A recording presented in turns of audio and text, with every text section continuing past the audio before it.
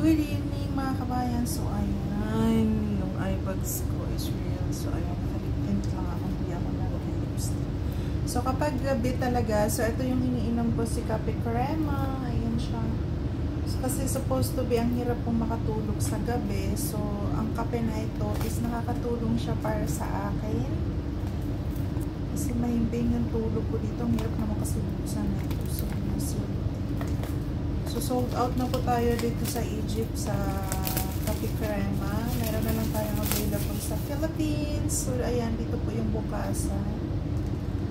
Ayan, so ito talaga yung pampatulog ko gabi-gabi. Hirap kasi makatulog. Bakit parang sobrang puti naman yung mukha ko? Nag-night cream lang ako eh. Karating lang namin galing sa labas. Si Bosin layas ng layas. Diyos ko dyan, kabuang. Kape Crema Decaf Fat Burner plus Collagen. So, sweetened by stevia po ito. So ayan, meron po ito siyang chia seeds. Ito lang yung nagpapakalma sa akin sa gabi. Para sa mga kagaya kong mahirap makatulog sa gabi. So, gusto nyo rin i-try.